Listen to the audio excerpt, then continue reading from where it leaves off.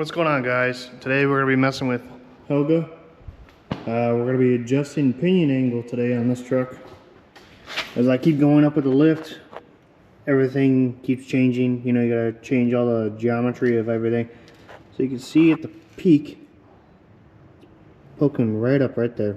So any other trucks, OBS trucks, or even Ford or Dodges and Chevys, whatever, all the models across, pinion angle comes into play on your lifts and stuff.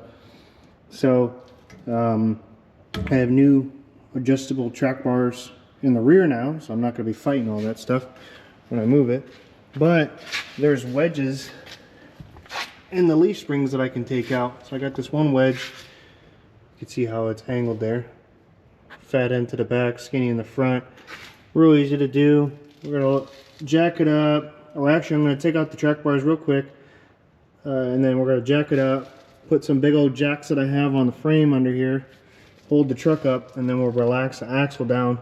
I'll take an impact, take those top U-bolts off, and then I'll squeeze in there, get the wedge out, put it back together, tighten it up, and we should see the pinion angle of it being raked so high up come back down, settling, and we should be good to go. I'll adjust the track bars after that. And nothing too much to it, so let me get after it.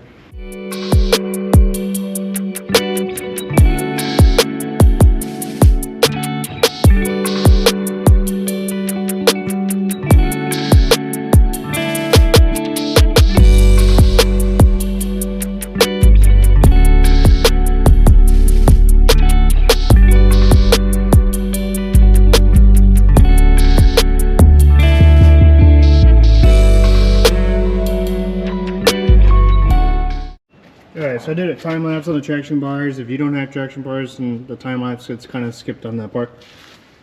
Jack it up from the axle, put big old jack stands if you have them, and put them on the frame rails here and there.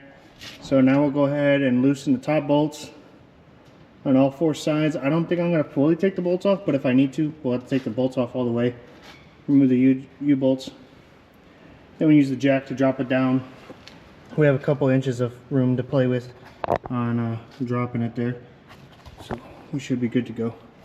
I'm going to do another time lapse on that. You guys don't have to stick around for it, hearing all the impact and stuff. Get that, and I'll re-pick up on the wedge coming out.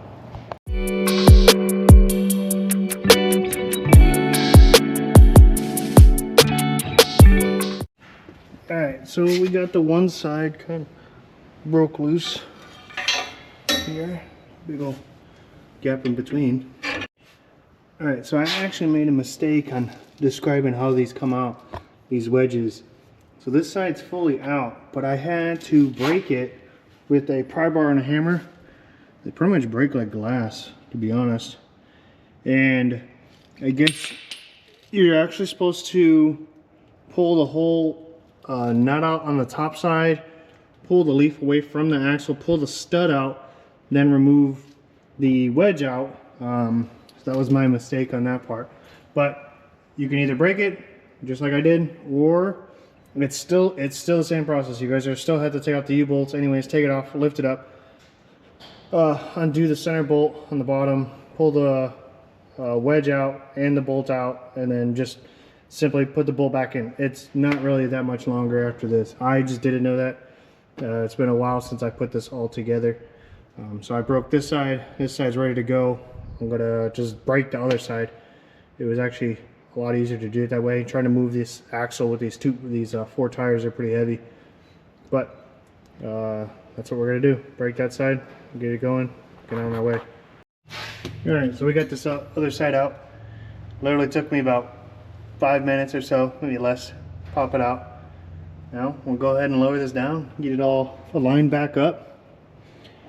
Get her ready to rock. Alright, so we got those wedges out. Pretty simple. I mean, either or way, taking them out the correct way or busting them out. About the same amount of time. I got them both out on this side, and the one on this side. I had to take the plate off real quick. The plate took me like 5 seconds to do with the impact. Tighten the nut on the center here, on both sides. This one right here. And then put the plate back on, put the U-bolts back on. I ended up trimming these because it was missing about 1/2 inch of a space on one side. So I had to trim them to be able to get the socket back on to fully tighten them up, and got them all up in there. So pinion angle's correct now. A lot better than what it was before. So I'm going to get the traction bars in, adjusted into the correct amount here. We're on level surface. The level surface is when you adjust all that stuff. So I'm going to go ahead and do that, get them in, put the new lock washers on each end of them, and I'll show you guys the pinion angle and stuff. Big difference.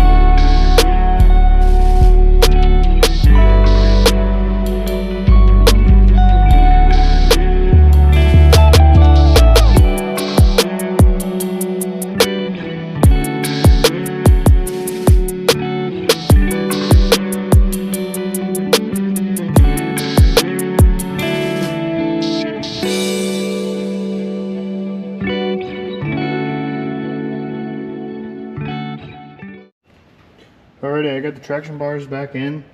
I'm going to do a little bit of adjustment on the other side of them. But as of right now, this video is only for the wedges. So let me show you what it looks like.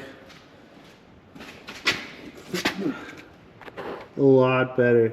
That thing is like pretty much with the bar. So you can see how straight that is. Beautiful, beautiful. So I'll try to do a little pause video of the two so you can see it, you know, just trying to remember what it looked like from the beginning until then.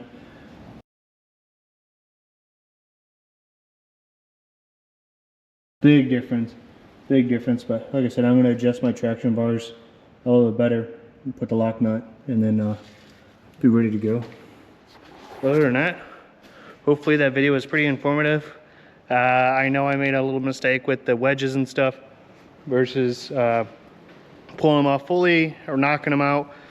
Personally, it was pretty quick just breaking them with a pry bar and a hammer, just chiseling them out. They came apart like glass.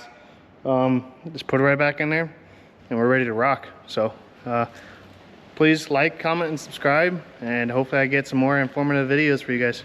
Peace.